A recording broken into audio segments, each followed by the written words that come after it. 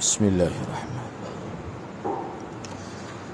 Assalamualaikum warahmatullahi wabarakatuh. Alhamdulillahi rabbil alamin. Wassalatu wassalamu ala asyrafil anbiya'i wal mursalin. Nahmaduhu wa nasta'inuhu wa nastaghfiruh. Wa na'udzu billahi min syururi anfusina wa min sayyiati a'malina. Man yahdihillahu fala mudilla lahu ومن يضلل فلا هادي له رب اشرح لي صدري ويسر لي أمري واحلل عقدة من لساني يفقه قولي أما بعد. Alhamdulillah, bersyukur kepada Allah Subhanahu wa taala kerana dapat bersama pada pagi ini. InsyaAllah pada pagi ini saya akan sambung perbincangan tajuk yang ke-34 itu. Tajuk yang ke-42, kita baca hadis yang pertama pada pagi ini, iaitu hadis yang ke-54. Walaupun hadis ini telah saya baca sebelum ini sebagai peringatan lah, sebab hadis ini ringkas saja. Baik, hadis yang ke-54, seperti mana yang kita sedia maklum bahawa dalam bab yang ke-42 ini Imam Bukhari kemukakan 3 riwayat. Sebenarnya riwayat ini ringkas saja, dan biodata setiap perawi ketiga-tiga hadis itu saya tidak baca sepenuhnya. Saya akan pilih-pilih. Baik, cuba tengok muka surat 791 ataupun hadis yang ke-354. Wa bi qala hadatsana Abdullah ibn Maslamah qala akhbarana Malik an Yahya bin Sa'id an Muhammad ibn Ibrahim an Alqamah ابن وقاص عن عمر أن رسول الله صلى الله عليه وسلم قال الأعمال بالنية ولكل امرئ ما نوى فمن كانت هجرته إلى الله ورسوله فهجرته إلى الله ورسوله ومن كانت هجرته لدنيا يصيبها أو امرأة يتزوجها فهجرته إلى ما هاجر إليه. Imam Bukhari dengan sanad yang telah meriwayatkan hadis ini daripada Umar bin Al-Khattab bahawa Rasulullah sallallahu alaihi wasallam bersabda, amalan-amalan itu dikira dengan niat, dan setiap orang mendapat apa yang diniatkannya. Sesiapa yang hijrahnya adalah kepada Allah dan Rasulnya, maka hijrahnya dikira kepada Allah dan Rasulnya. Dan sesiapa yang hijrahnya adalah kepada dunia untuk dicapainya, atau kepada perempuan untuk dikahwininya, maka hijrahnya itu adalah kepada apa yang ia telah berhijrah kepadanya. Baik, cuba tengok nota 563. Hadis ini dengan sedikit perbezaan pada sanad dan lafaz matanya telah pun berlalu pada hadis nombor 1. Sebab hadis ini sebenarnya telah disebut oleh Imam Bukhari ini pada hadis pertama dulu, dalam Kitabul Wahyi itu. Sebelum dibincang hadis yang lain, mula-mula sekali Imam Bukhari letakkan hadis ni lah. Cumanya ada sedikit perbezaan, tetapi hadis sama, cuma adalah beberapa lafaz dan beberapa kita kata ayat yang berbeza itu, tetapi maksudnya sama saja. Cuba tengok di sini secara ringkas. Jadi hadis yang ke-50, hadis yang ke-54 ni sebenarnya kalau dari segi perawi pun sama, cuma bezanya perawi guru Imam Bukhari dengan guru pada guru Imam Bukhari, itulah ada beza. Misalnya dalam hadis ni guru Imam Bukhari nya adalah Abdullah bin Maslamah, dan selepas tu guru pada guru Imam Bukhari adalah Malik. Baik, kalau dalam hadis pertama dulu ni saya tidak baca semualah supaya lebih ringkas. Sebab kita niat nak habis ni, selepas ni kita masuk Kitabul Ilm. Ni kira-kiranya akhir ni, tajuk akhir di bawah Kitabul Iman. Jadi minggu depan ni kena guna kitab lain. Baik.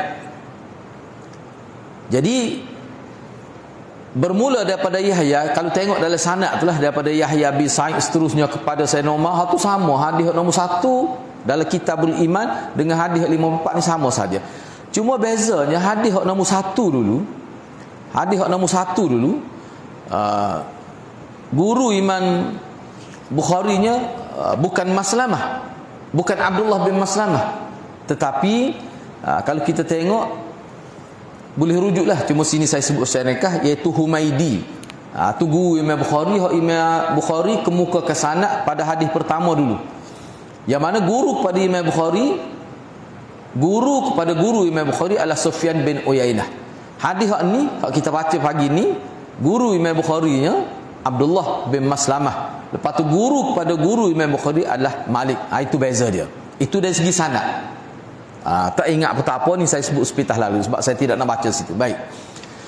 Sekarang ni kita nak tengok pula bawah tu perbezaan di antara hadis yang ke-54 yang kita baca tadi dengan hadis pertama kita baca dulu, mereka awal dulu. Hadis pertama dalam kitab Imam Bukhari ni, perbezaan dia mana?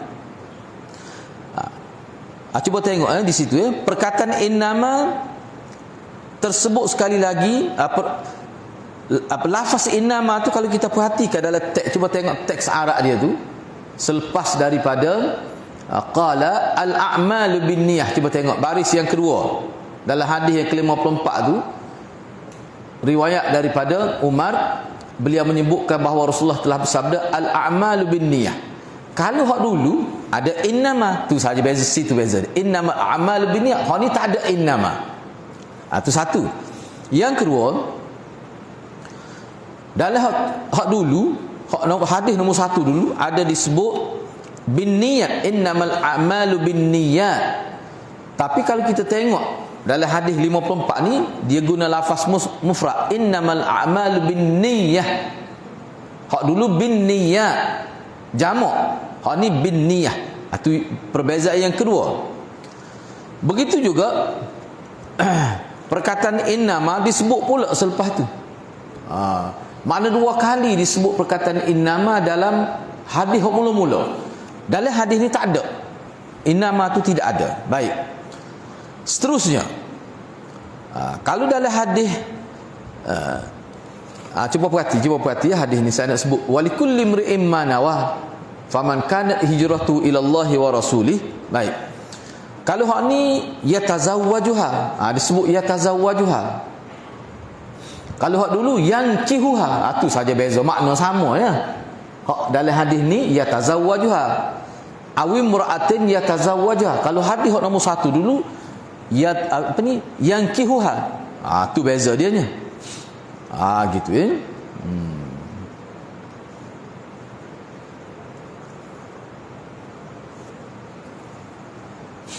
Okey, habis kata. Jadi hadis ni, hadis yang kita baca ni, hadis 54 ni, dalam kitab Bukhari, sebesar kitab Bukhari ni, Imam Bukhari ulang sebut hadis ni 7 tepat, 7 kali. Sekali dengan ni. Dengan hadis pertama semua sebenarnya dia buat belaka tu. Lepas ni pun ada tu. Gitulah. Baik. Jadi hadis ni kita tidak bincang sebab hadis ni telah dibincang sebelum ini. Terus kita pergi kepada riwayat yang kedua. Cuba tengok riwayat yang kedua, yakni hadis yang ke-55. Wa bi qala hadatsana Hajjaj bin Minhal qala hadatsana Syu'bah qala akhbarani Adi bin Thabit qala sami'tu Abdullah ibn Yazid an Abi Mas'ud anin Nabi sallallahu alaihi wasallam qala idza anfaqa ar-rajul ala ahlihi yahtasibuha fahuwa lahu sadaqah. Imam Bukhari dengan sanadnya telah meriwayatkan hadis ini daripada Abi Mas'ud, daripada Nabi sallallahu alaihi wasallam, baginda bersabda, apabila seseorang berbelanja terhadap keluarganya dengan ikhlas dan mengharapkan pahala daripada Allah, maka dia mendapat, maka sedekah dia, maka perbelanjaan dia itu Allah SWT memberi nilai sedekah padanya. Jadi hak dia duk bui sebagai belanja rutin kepada isteri dia tu, anak dia dan sebagainya, Allah Subhanahu Wa Taala beri nilai seperti sedekah kalau dia bui itu dengan ikhlas dan mengharapkan pahala dari sisi Allah. Sebenarnya mengikut ulama, dengan ikhlas dan mengharapkan pahala ni sama maksud.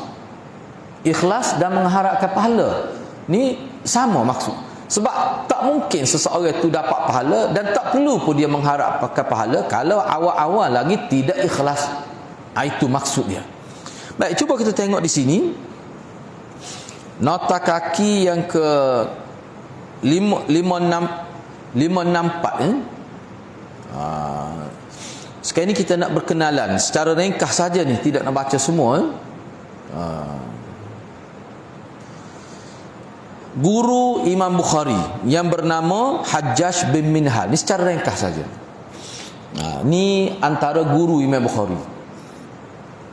Beliau ialah Hajjaj bin Minhal Al-Anmati Al-Basri. Kunyah dia Abu Muhammad. Hajjaj meriwayatkan hadis daripada Qurrah bin Khalid, seterusnya lah. Seterusnya saya tidak baca semua. Kemudian di situ dinyatakan sebagai orang panggil takris ataupun penilaian ahlul hadis ataupun ulama-ulama rijal terhadap dia. Kalau kita tengok di situ, dia ni adalah perawi yang siqah, yang boleh dibuat hujah, dan perawi yang ditausikkan lah. Itu maksud saya, tidak baca semua. Baik, cuba tengok 565. Adi bin Sabit. Adi bin Sabit tu siapa? Sebab Syu'bah ni kita jumpa dah sebelum ni. Adi bin Sabit tu siapa? Ni selepas Hajjaj, Syu'bah, kemudian Adi bin Sabit. Adi bin Sabit Al-Ansari Al-Kufi. Dia ni orang Kufah, dia ni orang Ansar dan asal dia Kufi, yang ni orang Kufah. Adi meriwayatkan hadis daripada Bara' dan seterusnya lah. Tu. Cuba tengok Abi Hatim. Anda nak ambil sikit, bukan nak ambil semua, tidak nak baca semua ni. Cuba tengok Abi Hatim di bawah tu. Abi Hatim berkata, dia ni orang saduq, orang benar, imam masjid Syiah. Tu. Dia menjadi tu imam di masjid Syiah. Guano dalam kitab Bukhari ada hak ni lah. Hak ni lah kalau kita tengok, ana sebut ni sengaja. Sebab apa? Sebab dalam internet puak-puak Syiah berhujah bahawa Syiah tu betul. Sebab Imam Bukhari ambil perawi Syiah masuk dalam kitab dia. Ni salah satu contoh. Adi bin Hatim, kalau kita baca ni, dia ni seorang yang kira-kiranya siqah lah. Ada kata siqah, baik. Tapi mengikut Abi Hatim, walaupun dia ni saduq, tapi dia ni menjadi tok imam di masjid Syiah di Kufah lah. Sebab dia ni orang Kufah. Kita kena ingat, Kufah ni adalah qalbu Syiah, jantung Syiah. Sebab di Kufah ni boleh kata ke tempat operasi Syiah. Dan antara negeri yang Syiah berjaya lah merosakkan pemikiran masyarakat adalah di Kufah. Kita kena ingat tu. Sebab tu Imam Suyuti kata, kalau perawi itu daripada Kufah, kamu kena semak sampai 10 kali riwayat dia. Kena berhati-hati. Patut ni lagu mana ni? Abi Hatim ni. Yahya bin Ma'in dinukilkan berkata, Adi bin Sabit ni, kita baca ni, tidak mengapa dengannya kalau ia meriwayatkan daripada perawi-perawi siqah. Kita terima Adi bin Sabit ini kalau dia riwayat hadis daripada perawi-perawi hak siqah. Kita boleh terima. Tu kata siapa? Kata Yahya bin Ma'in. Baik. Walaupun ramai juga ulama rijal mentakdilkannya, kata dia ni orang molek. Takdil ni maksudnya dia ni orang yang layak untuk meriwayatkan hadis. Kita boleh terima periwayat itu makna adalah tu. Tu secara ringkasnya begitulah. Tu. Namun mereka juga di samping itu mentajrihkan. Walaupun mereka mentakdil, kata dia orang siqah, dia orang baik, tapi ada juga di kalangan ulama kata dia mencederakan peribadi dia kerana dia ni fahaman Syiah yang melampau. Dia ni ulama kata berfahaman Syiah yang melampau. Syiah melampau setahu mana, semok tu tak ada ulama kata melampau tu dengan maksud mengkafirkan sahabat. Tak ada pada dia. Cuma melampau tu dia cenderung kepada Syiah dari sudut-sudut tertentu, tapi tak sampai ke peringkat Rafidah. Tu. Kalau Rafidah ulama tak akan terima. Rafidah di mana ulama Syiah yang mengkafirkan sahabat. Tu tak boleh. Ataupun berakidah dengan akidah, bercanggah dengan Quran hadis. Kalau Syiah jenis lagu tu, tu dia panggil Rafidah. Tu tak boleh. Jadi hak ni melampau ni bukan siapa satu tahap jadi kafir. Cuba tengok lagi. Kata Yahya bin Ma'in, dia ni Syiah pelampau. Al-Jawd Zajani berkata perawi yang menyimpang dari kebenaran. Parok tu kita kata tak. Ad-Daruqutni berkata dia orang thiqah. Maknanya dalam periwayat hadis betul dia tu. Ulama bukti dia. Tetapi seorang yang melampau dalam faham Syiahnya, Imam Ahmad berkata thiqah dia ni, tetapi dia berfaham Syiah. At-Tabari pula berkata Adi bin Thabit adalah salah seorang yang wajib diteliti nukilan dia. Makna setiap riwayat dia kena cek dulu, tak boleh terima selalu. Jadi setelah dicek ternyata riwayat dia tu tidak ada berlaku pemesongan. Tapi dia ni Syiah. Pelik juga manusia ni. Sebab tu bagi ana, cuba tengok lagi di sini. Al-Mas'udi berkata, kata Al-Mas'udi, kami tidak temui sesiapa pun yang lebih kuat berpegang dengan faham Syiah melebihi Adi bin Thabit. Parok tu. Baik, berpandukan kenyataan-kenyataan yang dinukilkan daripada para ulama rijal itu, dapat diketahui bahawa Adi bin Thabit dia ni memang seorang pelampau Syiah. Dia ni. Baik. Jadi hak ni sebab tu kita kena tahu kalau tak ngaji Bukhari ke, kalau Syiah kata tu Bukhari Timur, enggak ni bukan Syiah kecil-kecil ni. Bukan Syiah sikit-sikit ni, bukan Syiah kita kata mufaddilah ke, tak ada. Melampau ni tahap mana? Apa yang Imam Bukhari terima? Jadi Syiah berdalilkan antaranya ni, dia kata bahawa Syiah tu Imam Bukhari terima. Padahal kita tengok dalam kenyataan Imam Bukhari antara yang mengatakan Syiah tu zindik. Imam Bukhari antara yang mengatakan Syiah itu mana tidak boleh berurusan dengan dia. Jadi Syiah mana yang dimaksud oleh Imam Bukhari? Tiba-tiba Adi bin Thabit ni dia ambil pula jadi perawi dia. Enggak perawi ni, perawi yang keberapa ni? Yang ketiga. Daripada guru dia, guru pada guru dia, asal lepas tu Adi bin Thabit. Baik, cuba kita tengok lagi. Jadi alasan para ulama yang menerima riwayat Adi bin Thabit ni tidak lain hanyalah kerana beliau tidak menyeru orang lain kepada fahaman bid'ahnya. Dan riwayat-riwayat yang dinukilkan daripada dia tidak ada satu pun yang menyokong fahaman dia. Kerana itulah Hafiz Ibn Hajar menulis pensyarah utama kitab Bukhari ni, dia kata pengarang-pengarang kitab Sittah berhujah dengan riwayat Adi bin Thabit, dan tidak ada satu pun riwayat Adi bin Thabit dalam Sahih Bukhari yang menyokong bid'ah dia. Cuma anda boleh faham daripada ini bahawa dia ni tak sampai ke peringkat Syiah yang kafir. Tapi dia ta'assub kepada Ahlul Bait. Tak sampai ke peringkat mengkafirkan sahabat. Kalau dia kafir sahabat, memang ulama tak terima.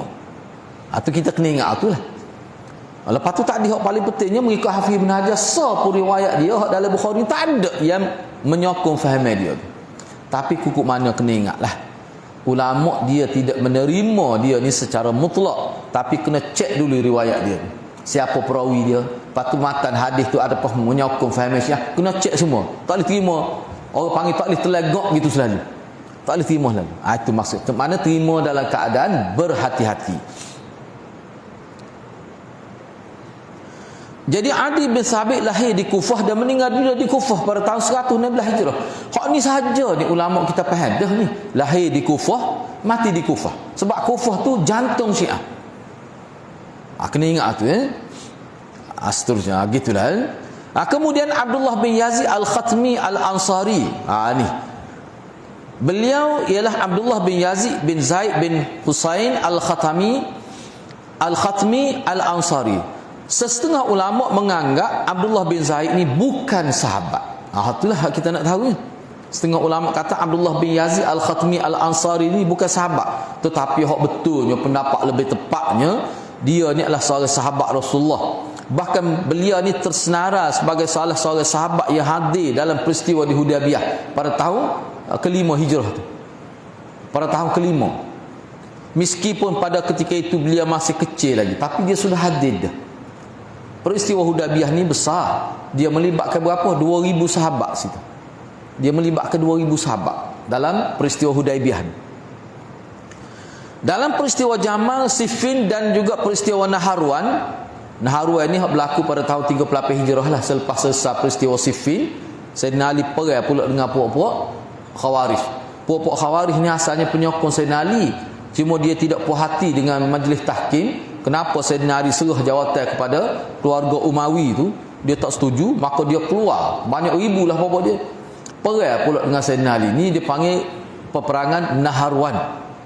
Berlaku pada tahun 38 Hijrah. Jadi Abdullah bin Yazid ni pernah dilantik menjadi gubernur di Kufah, dan dia ni antara penyokong Sayyidina Ali lah. Dia ni antara penyokong Sayyidina Ali. Dalam insiden-insiden yang berlaku di kalangan sahabat, dia sentiasa berpihak pada Sayyidina Ali. Dia ni Abdullah bin Yazid ni. Selain meriwayatkan daripada Rasulullah, beliau juga meriwayatkan daripada Sayyidina Umar. Seperti yang tersenarai di situlah, anda tidak baca semuanya. Baik. Kemudian biodata seorang lagi sahabat, juga perawi hadis ni, iaitu Abu Mas'ud Al-Ansari. Ini sahabat juga ni. Beliau ialah Uqbah bin Amir bin Tha'labah bin Asirah bin Asirah. Tadi Asirah bin Atiyah Al-Badri Al-Khazraji Al-Ansari. Abu Mas'ud ni nama kunyah dia, nama dia sebenarnya Uqbah. Sering juga beliau dipanggil dengan Abu Mas'ud Al-Badri. Jadi Abu Mas'ud ni bukan Ibnu Mas'ud yang takut tukar. Abu Mas'ud ni, dia ni salah seorang sahabat besar dan sahabat utama Rasulullah juga dia ni. Bukan sahabat kecil-kecil. Abu Mas'ud ni, beliau salah seorang yang ikut serta dalam Bai'ah Aqabah kedua pada tahun ke-12 sebelum hijrah. Di kalangan peserta bai'ah tersebut, beliaulah yang paling muda. Beliau telah meriwayatkan banyak juga hadis daripada Rasulullah sallallahu alaihi wasallam, sebanyak 102 hadis. Baik, seterusnya, Abu Mas'ud telah ikut serta dalam peperangan Uhud. Cuba tengok bawah tu sikitlah. Abu Mas'ud telah ikut serta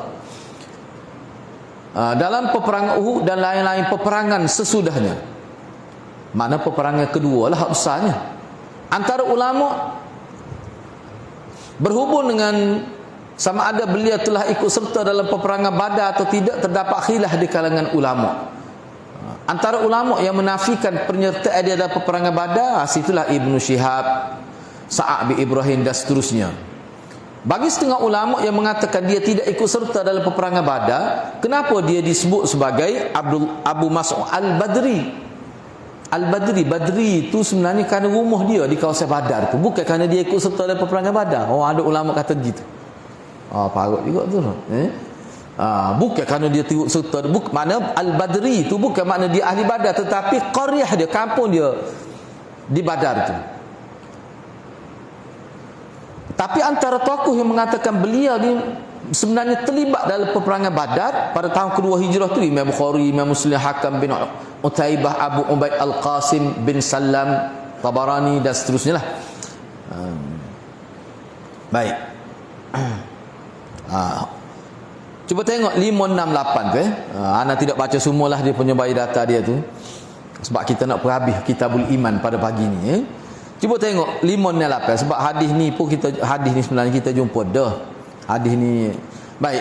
Zahir hadis ni menunjukkan pahala kerana membelanjakan sesuatu itu baru diperolehi apabila seseorang meniatkan qurbah, yakni meniatkan menghampirkan diri kepada Allah, sama ada perbelanjaan itu yang wajib atau yang harus. Dan orang yang tidak meniatkan qurbah tidak mendapat pahala kerana berbelanja. Nafkah yang wajib bagaimanapun terlaksana dengannya. Demikian kata Imam Qurtubi. Tapi ulama tidak sependapat ni. Kalau kita tengok zahir hadis ni, cuba perhati molek, cuba tengok semula terjemahan hadis ni, ambil terjemahan terus daripada Abi Mas'ud. Cuba tengok semula terjemahan daripada Abi Mas'ud, daripada Nabi SAW, baginda bersabda, apabila seseorang berbelanja kepada keluarganya dengan ikhlas dalam kurungnya, dan mengharapkan pahala daripada Allah. Ikhlas sini maknanya mengharapkan pahala, yakni qurbah itu, maka pahala dia tu dia boleh pahala sedekah. Baik, zahir hadis ni menunjukkan pahala kerana membelanjakan sesuatu itu baru diperolehi bila seorang itu niat, perbuatan itu dia niat untuk mendekatkan diri kepada Allah, baru boleh. Zahir hadis ni. Dan inilah pandangan Imam Qurtubi.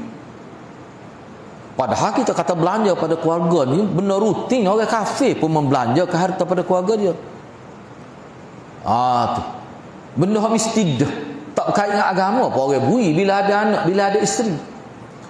Tapi berdasarkan zahir hadis ni, mengikut Imam Qurtubi, kena niat tu qurbah. Bukan semata-mata beri tu. Jadi kena ingatlah di sini dalam konteks hadis ni ulama misalnya Imam Qurtubi dia kata niat dengan niat ikhlas dengan niat mendekatkan diri pada Allah sama maksudnya. Sebab tu dia letak dalam kurungnya. Makna seseorang itu kalau dia tidak betul niat semasa dia bui harta, dia bui belanja pada isteri dia tu, dia hanya lepas tanggungjawab, pahala tak boleh. Siapa dia kata begini ni? Imam Qurtubi. Tetapi ulama tidak sependapat ni. Ramai ulama kata dak, jumhur ulama kata boleh pahala lah. Sebab dia bui tak rasa tanggungjawab. Tentu dia ikhlasnya, kata ikhlas tak boleh lah. Tu tentu dah tu. Hak ninya ikhlas tu makna niat kurbah, niat untuk mendekatkan diri pada Allah. Sebab setengah ulama dia kata ikhlas tu lain, kurbah tu lain. Khilaf pula situ tu. Sebagai ulama yang mengatakan ikhlas dengan niat kurbah tu sama. Sebab niat kurbah macam mana kalau tidak ikhlas? Pula ni. Jadi kalau seorang itu niat kerana Allah, kurbah dah tu. Dia kata sama tu. Baik, tak apalah dia. Baik, seterusnya 5-9. Okey, kita pergi kepada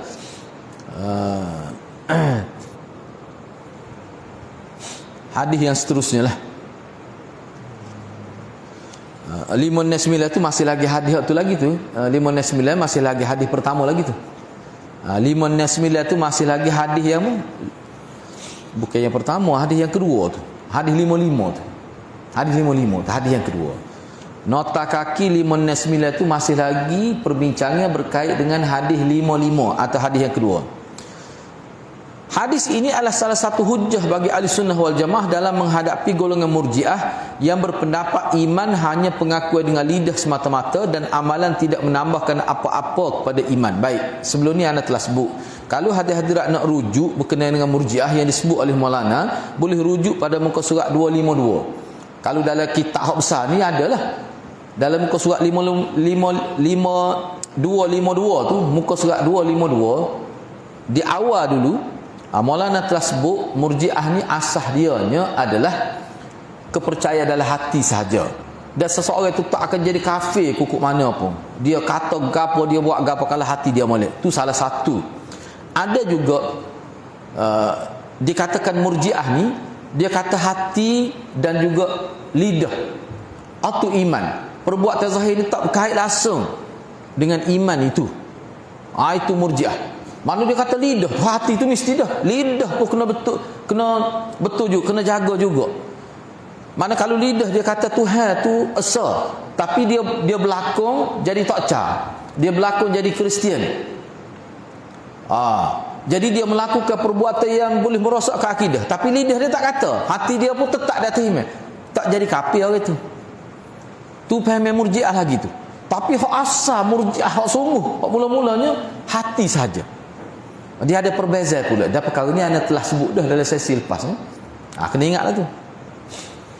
Hak Islam yang sebenarnya yang telah ditunjuk oleh Nabi, diajar oleh Nabi, iman itu dia merangkumi keseluruhan hidup manusia tu. Berupa kata niat, berupa kata-kata dan setiap tindak tanduk manusia dengan anggota-anggota saya. Semua tu kena tegak benar di atas iman kepada Allah.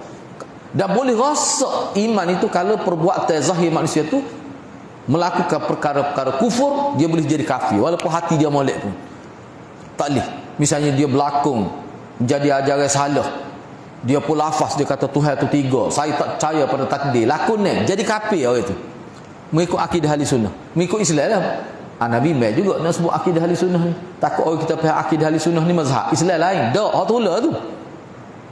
Baik kita sebut Islam lalu lah mudah. Bahaya hadirat kalau kita faham akidah ahli sunnah ni. Maknanya sebab anda tengok dalam internet ni dah ramai juga ustaz menyebutkan bahawa Islam tu dia bagi pada dua mazhab besar, ahli sunnah dan syiah. Tak betul tu. Tak betul. Ahli sunnah tu Islam dia tu. Bapa Tobik tu dia ada sejarah dia. Hakikatnya sebiji seperti yang Nabi ajar. Sebab tu bagi anda kalau kita nak kecek tentang ajaran salah, direct kita pergi pada agama Islam tu. Kalau kita buat perbandingan dengan ahli sunnah wal jamaah, kenapa ahli sunnah wal jamaah itulah Islam yang sebenar.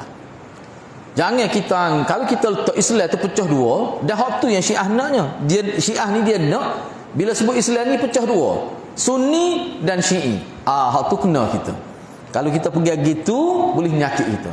Dia kata Syiah ni tak bercanggah dengan Islam, dia bercanggah dengan ahli sunnah. Lepas kita. Lu gakaklah kita nak jawab tu. Sebab tu kena wis lalu hadirat. Ni bercanggah dengan agama kita. Bercanggah dengan akidah Islam. Kita pergi situ je. Kalau tidak bahaya. Sebab orang kita faham ni ahli sunnah ni mazhab.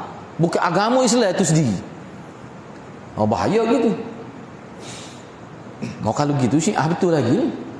Sehingga dalam internet ana rujuk dia kata Sunni sendiri pun ada hak sesat. Supaya Syiah ada betul ada sesat, Sunni pun ada gitu. Lepas gitu. Sebab tu kata bahaya. Jadi penjenama Ahli Sunnah wal Jamaah itu sebenarnya dia berkait dengan sejarah dan bersifat zamaniyah, bersifat zaman tertentu. Kalau kita nak berhujah kena direct pada Islam. Kalau tidak bahaya. Jadi keliru. Bila siapa perekat keliru kita guna istilah, jangan guna istilah tu. Dia jadi bahaya. Dia kata tu ayah pen tu Sunni lagi tu. Siapa dia kata ayah pen Sunni? Siapa dia kata ayah pen Sunni? Sunni berapa lagu tu? Kerajaan langit. Agama ni sama saja, semua nak kebaikan. Tu tidak Islam tu lagu tu. Orang panggil pluralism. Sudah kena faham pluralism. Jam'iyatud din, agama ni sama. Tu bukan ajaran Islam tu. Jadi kena ingat molek hadirat. Kalau tidak kena kita orang guna istilah, kita tak faham istilah tu. Baik. Jadi bagi ana tidak guna gitulah. Jadi peling jadi. Baik, cuba kita tengok lagi di sini. Kita pergi kepada hadis yang ke-56 Sebelum kita masuk tajuk terakhir, cuba tengok hadis 56, cuba tengok wa bi qala hadatsana al-Hakam bin Nafi' qala akhbarana Shu'aib an az-Zuhri qala hadatsani Amir bin Sa'd an Sa'd bin Abi Waqqas annahu akhbarahu anna Rasulullah sallallahu alaihi wasallam qala innaka lan tunfiq nafaqatan tabtaghi biha wajha Allah illa ujirta 'alaiha hatta ma taj'alu fi fami imra'atik. Imam Bukhari dengan sanad yang telah meriwayatkan hadis ini daripada Sa'ad bin Abi Waqqas. Beliau meriwayatkan kepadanya bahawa Rasulullah sallallahu alaihi wasallam bersabda, sesungguhnya tidak engkau belanjakan apa-apa dengan ikhlas kerana Allah, melainkan akan diberi pahala untukmu kerananya, termasuk juga apa yang engkau masukkan, yakni engkau suapkan ke dalam mulut isterimu. Maknanya perbelanjaan rutin yang kamu beri kepada isteri kamu, yang paling asasnya makanan lah, pakaian, hak tu akan diberi pahala. Tu akan diberi pahala, boleh pahala tu. Padahal kita kata hak tu hak wajib tu.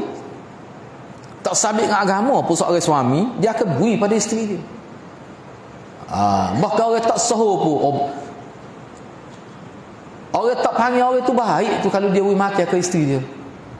Bagus dia tu, bagus. Dia beli baju ke isteri dia. Benda biasa tu. Orang jahat tahu mana pun dia beli tu. Tapi sini kita tidak nak ayat tu. Hadis ni nak ayatnya nilai tu. Hadis ni Nabi nak ayat nilai.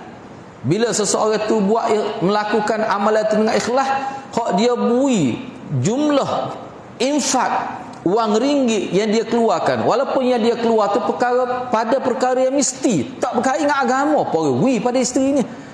Dak. Bukan ayat tu. Nak ayatnya bila kita ikhlas, benda hak biasa-biasa pun jadi boleh pahala besar. Tu.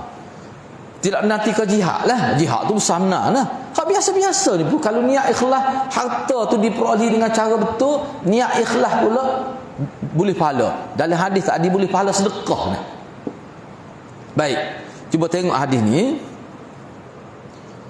Pertama sekalinya 570 tu lah. Hadis yang ke-56 ni hadis akhir lah di bawah tajuk ni. Sebenarnya hadis ni merupakan mukhtasar, hadis ringkasan bagi hadis Sa'ad bin Abi Waqqas panjang lebar tu. Lepas tu dia marilah contoh-contoh kalau kita nak tengok hadis yang lebih panjang, dia bagi rujukan itu.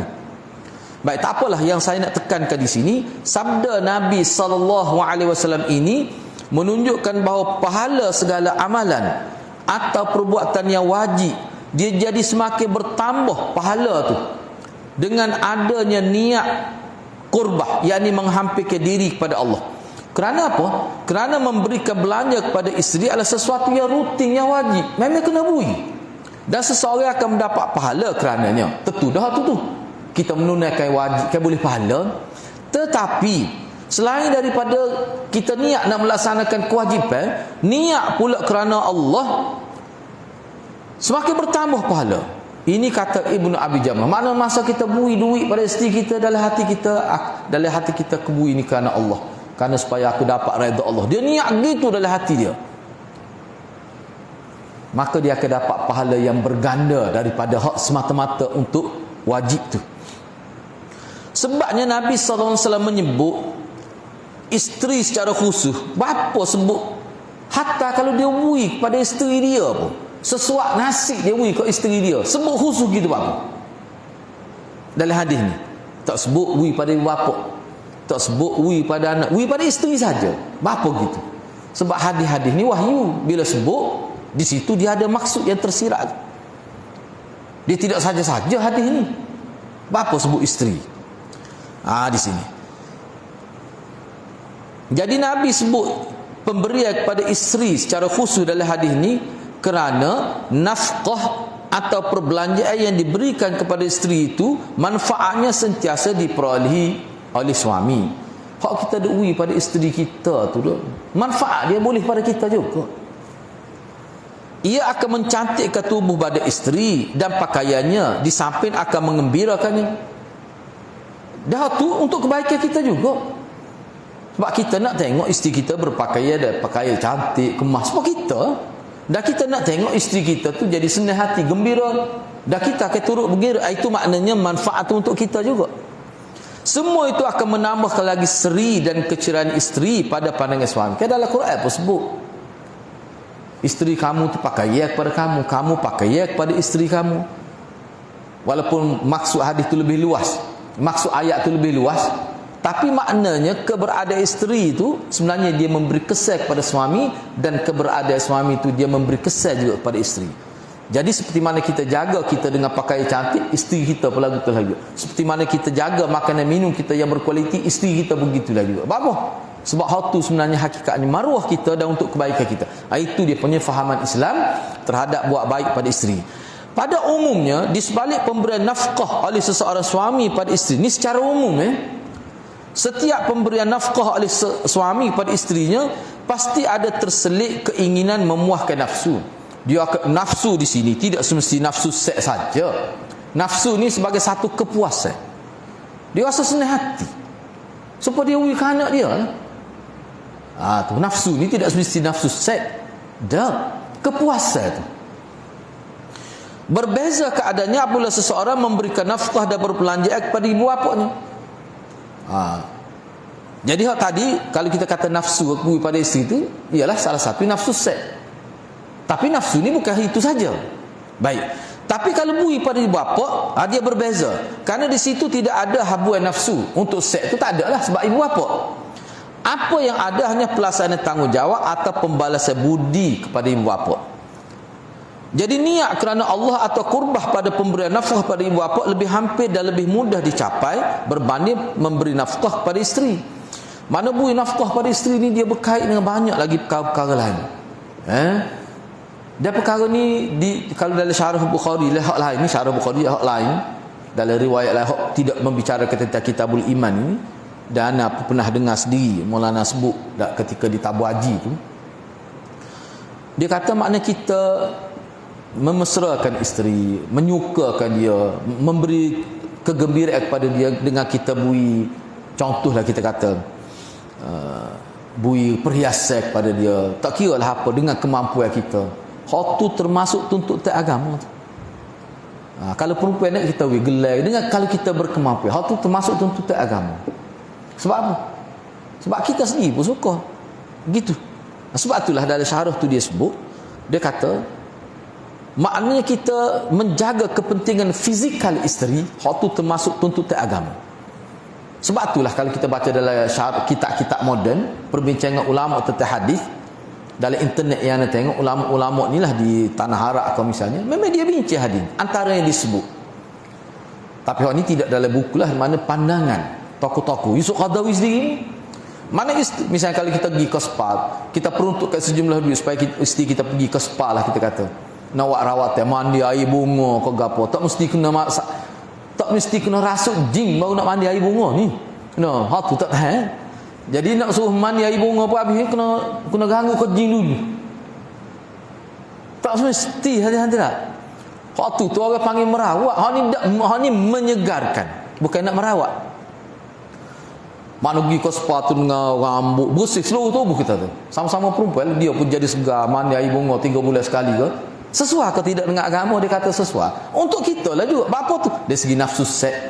Sebenarnya dalam agama ni, Nabi sangat tekankan suami isteri ni bila dia melakukan hubungan seks tu, dia sampai ke klimak tu. Memang disebut. Tidak kata buat lebih kurang. No, lebih kurang. Allah pada. Takut dosa yang buat tu. No. Tu gong. Nah, tu kau setara tu mikir tu. Sebab tu orang yang ikut agama dengan cara betul dia jadi molek. Kenapa? Sebab agama Islam lah agama yang paling melayan kehendak manusia zahir dan batin. Sebenarnya. Tapi dah tak faham. Tengok Nabi bila isteri, dalam Bukhari juga. Bila isteri lepas haid ke tak? Lepas haid lah khususnya.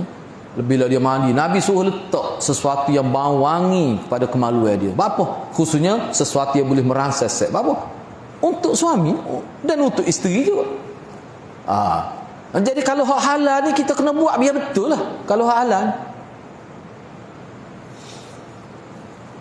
ana tak setuju ada seorang tokoh wanita lah. Dia di masjid ni pun kita sebut. Ana pernah dengar ni dia ni hebat sebenarnya. Banyak juga ana tupai pandangan pemikiran dia. Cuma dia buat perbandingan. Dia bincang ni tentang fik wanita lah. Ana pernah dengar lah. Tapi bahasa dia guna. Dia kata kadang-kadang perkara-perkara yang berkait dengan penjagaan tubuh badan dengan maksud supaya dapat melakukan hubungan seks dengan suami, ramai wanita Islam tak faham, dia kata. Jadi dia anggap perkara itu tidak tuntutan agama. Kadang-kadang benda ni dikata pelacur lebih faham lagi. Dia sebut gitu. Sebab pelacur ni moga dia buat hubungan dengan pelanggan dia tu dengan maksud duit. Jadi dia akan menyiapkan tubuh dia dengan sebaik mungkin. Sedangkan benda tu sebaiknya kepada isteri lah. Kena fikir benda tu untuk suami. Boleh pahala besar lagi. Gitu. Dia sebut gitu. Ni ana sebut ni kata-kata dia. Maksud dia nak ayatnya cara kita urus diri tu. Perempuan tu. Begitu juga suami, dia kena urus diri dia, bukan isteri saja. Kena urus diri yang terbaik, keadaan fizikal yang terbaik supaya hubungan seks tu berlaku dengan cara yang terbaik. Dah hak tu termasuk dalam tuntutan agama. Dia nak ayat tu ya. Dah hak ni dalam syarah Bukhari pun sebut. Sini pun gitulah juga. Hak ni lah maksudnya mana bui pada isteri tu. Sebab apa sebut isteri? Sebab tu isteri ni banyak keperluan kita terhadap dia tu. Kalau dia sihat, dia boleh urus keluarga dengan baik. Banyak kau lah kalau nak bicara tentang isteri. Sebab kali ibu bapa ni kita kata dia duduk suku dah. Kebaikan ibu bapa ni tidak dinafikan dah. Tapi isteri ni banyak aspek-aspek lain yang kita perlu pada khidmat dia tu. Seperti mana dia perlu pada kita pun banyak juga. Dari sudut tu. Maknanya Nabi nak ayat sini kena jaga molek isteri tu. Ni bila sakit pergi hospital. Sebelum sakit tak cara. Orang kita ni dok. Tapi lah ni saja nak sebut ni lah. Jadi pengurus diri isteri wagi tak sanggup nak habis duit 100 riyal ke suruh isteri ni pergi ke tempat spa lah kita kata proses nak apa dia kata nak menjaga ke tubuh. Dia ada package dia kan? Package dia. Tidak nak ngepeng ni. Tidak nak ngepeng ni. Package dia habis daripada rambut ujung rambut sampai ujung kaki. Dia lepas tu dia banyak kau lah air bunga saja 7 kau bunga. Dia ingat tu bunga dah bukan ki bunga tapi tidak cari 7 air telaga 7 laut dah lah 7 bunga lah. Benda tu perlu tu surah. Cuba bagi sekali benda-benda gitu kena sekali-sekala lah nak minggu lepas juga 2-3 bulan kau sekali perlu tu. Lepas tu pak jahat pun gitulah juga. Pak jahat pun gitulah juga. Tu baik. Pemberian nafkah kepada anak-anak pula bercampur bau, tak jelas sama ada kena habuan nafsu dan pelaksanaan tanggungjawab. Sebab tu kata nafsu ni tidak sebenarnya nafsu seks. Misalnya salah satu nafsu lah anak tengok tu bui pada apa? Nafsu keturunan. Maksudnya kerana bui, kata-kata tu dia bui belanja pada anak dia lebih apa semoga anak kita. Nafsu di situ nafsu kan hendak memuaskan hati anak. Apa sebab anak kita. Sehingga tidak terkawal misalnya. Boleh berlaku juga gitu. Ataupun bui atas rasa tanggungjawab. Ni bercampur bau. Jadi hak ni tidak ditekankan. Isteri itu lebih utama lagi. Bahkan kalau buat baik pada isteri, dia termasuk pada anak-anak. Bila isteri puas hati servis suami dia, kebaikan suami dia kepada dia, isteri itu akan jaga anak dengan orang panggil servis yang baik, dengan perkhidmatan terbaik. Sebab biasanya suami ni dia tidak rapat dengan anak. Jadi pada buat baik pada isteri sahaja tu, seolah kita buat baik kepada anak dan seluruh hak duduk dalam rumah kita tu. Itu yang dimaksudkan di sini. Tu kalau suami isteri yang faham lah. Tapi kalau isteri tak faham, tak jadi juga. Itu maksudnya. Hadis ini juga menunjukkan apabila seseorang melakukan kerana Allah sesuatu yang pada asalnya hanya diharuskan. Hak tadi hak wajib. Bui nafkah pada isteri tu wajib. Hak ni pula hak harus. Hak biasa-biasa je. Dia buat, tetapi hak biasa-biasa pun buat kerana Allah juga. Oh, dia akan dapat pahala pula. Misalnya makan dan minum. Ni biasa ni, kambing pun makan. Orang tidak Islam pun makan. Orang tak percaya Tuhan pun makan. Ni maknanya benda harus. Tapi bila dia niat dengan ikhlas, niat untuk dapat kekuatan diri untuk melakukan taat kepada Allah atau tidur untuk beristirahat supaya setelah bangun nanti dapat beribadat dengan segar dan cergas, waktu dia boleh pahala pula walaupun makan. Ni adalah orang panggil makan secara sunnah, minum secara sunnah, pakaian secara sunnah. Ni maksudnya. Jadi kita minum air kosong, misalnya air kosong gini, kalau kita minum dengan cara Nabi ni, orang panggil minum tu minum sunnah lah, tak mesti susu kambing. Susu kambing kalau minum sebab kambing tak jadi sunnah. Tak usah buat signboard lah dia ada makannya sunnah, minumnya sunnah, pelawak hangit tu. Tak betul tak, jangan keliru. Sunnah ni dengan cara. Sunnah dia segi bahasa apa makna cara. Sunnah tu sendiri dari segi bahasa ke, dari segi istilah ke, sama-sama dengan makna sunnah. Cuma dari segi istilah cara Nabi. Cara tu tak ada. Sunnah dari sudut bahasa mana cara. Tapi bila kita pergi pada istilah cara tu, cara siapa? Cara Nabi. Tu dia panggil istilah lah. Bukan kerana minum tu. Ini juga makanan sunnah. Wasabi makanan sunnah. Siapa orang kafir pun beli. Dia nak ikut sunnah juga. Tu orang panggil fening. Janganlah hadirat Nabi memang tak usah buat signboard biasa-biasa lah, sudahlah. Tak usah sebut gitu. Lala ni orang guna istilah penunggal agama, macam-macam istilah, takut kita dengar tak. Padahal kadang-kadang hok kata dia parok sekali. Baik.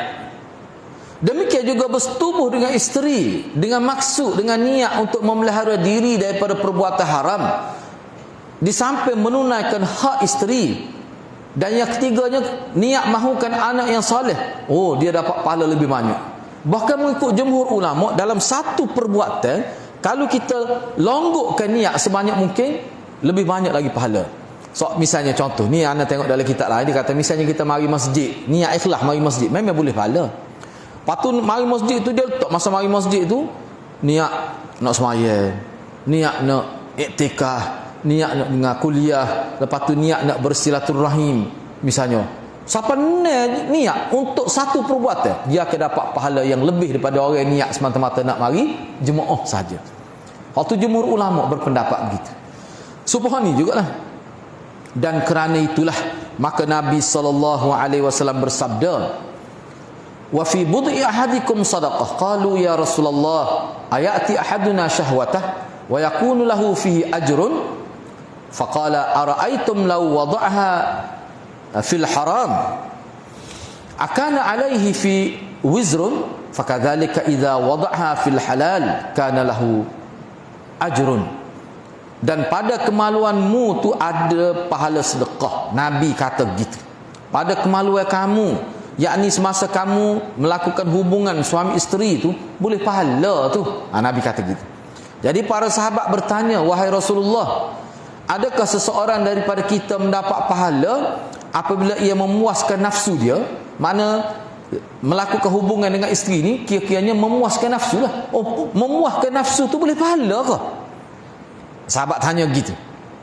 Maka Nabi pun jawab. Jawapan Nabi ni dia bukan semata-mata menjawab soalan, tapi dia memberikan kaedah. Jawapan dengan mengemukakan kaedah. Lagu mana? Bagaimana kalau seseorang memuaskan nafsu pada yang diharamkan? Dosa ke tak? Dah kalau dosa begitulah juga. Kalau dia memuaskan nafsu pada yang halal, maka boleh pahala. Apa sahaja yang kita buat, kalau makan sesuatu yang halal, bahkan makanan itu diberi daripada sumber yang halal, boleh pahala makanan itu. Kalau ikut dengan cara Nabi, bismillah, kebersihan kena jaga, dan adab tu kena jaga. Tapi kalau makanan yang sama tapi sumbernya tidak halal, ataupun kalau halal pun tak ikut cara makan Nabi, tak boleh pahala. Benar sama ya. Hal ni begitulah juga. Cuma sahabat tak faham, moga memuaskan nafsu. Memuaskan nafsu ni seolah-olah sahabat ni anggap benda tu benda yang ialah benda nampak benda jejek lah kira-kira, benda nafsu, memuaskan nafsu. Boleh pahala. Jadi Nabi nak ayat memuaskan nafsu tu bukan nafsu seks saja, nafsu makan pun gitu juga. Sekali sekala, dah tanya ada piti kita nak makan, berat sikit. Beli udah siapa hal. Nah, makan. No. Cara udah mahal-mahal sekali-sekala. Sebagai contoh. Lepas tu orang panggil nafsu memang sekali-sekala nak jamu nafsu. Tapi niat kan Allah untuk keluarga sekali, bukan anak hari, sekali-sekala. Tak apa tu. Subhanallah begitulah juga. Ya. Bahkan waktu mengikut ulama termasuk dengan wa amma bi ni'mati rabbika fahaddits. Jangan duduk kedekut nak makan sendiri pun kedekut, padahal duit ada. Sedekah dah. Jangan tinggal waktu tu. Oh lama duduk jaga makan minum, siapa tak sedekah tak kena gitu. Ni maknanya hidup seimbang lah maksudnya. Baik, yang terakhir ya. Kata Imam Nawawi lagi, hadis ni mengandungi satu kaedah agama yang penting, iaitu apa-apa perbuatan yang dilakukan kerana Allah akan mendatangkan pahala, walaupun pelakunya mendapat kesedapan dan keseronokan ketika melakukannya, seperti bersetubuh. Tapi kalau dia buat dengan cara betul, sebab kalau dengan isteri pun, kalau pelakuan seks itu dengan isteri pun kalau tidak melalui cara yang diizinkan oleh syarak, tak boleh pahala, tetap dosa tu, walaupun isteri pun. Sebab itulah Nabi SAW membandingkan dengan menyuap sesuatu ke dalam mulut isteri dalam bentuk nafkah tu, bui makan minum, benda simple, benda wajib tapi benda rutin. Hak tu pun boleh pahala kalau niat ikhlas. Tapi kalau niat tak ikhlas, tak boleh pahala. Itu maksud dia. Jadi sesuatu yang wajib ke atau sesuatu yang harus, kalau kita niat untuk mendekatkan diri pada Allah ikhlas, tetap boleh pahala. Tetap boleh pahala berganda, bukan sekadar boleh pahala sikit-sikit, pahala berganda. Baik, habislah bab itu hadirat. Jadi insya-Allah minggu depan jugalah, tak ada habis ni. Minggu depan kita akan bincang, bahkan perbincangan akhir lah, tajuk dan dua hadis yang terakhir di bawah Kitabul Iman. Mana habis juga tu kita masuk pada Kitabul Ilm, kitab tentang ilmu pula. Jadi maknanya minggu lagi ni lah. Maknanya kena nota lain dah lah, kena kitab lain. Rasanya Ustaz Majid pun dah itu dah, rasanya dah ada maklum dah pada dia, mungkin dia urus dah lagi. Baik, kita berhenti setakat itu dulu. Mudah-mudahan Allah berkati kita semua. Aku qala hadza wa astaghfirullahal azim li wa lakum. Wassalamualaikum warahmatullahi wabarakatuh.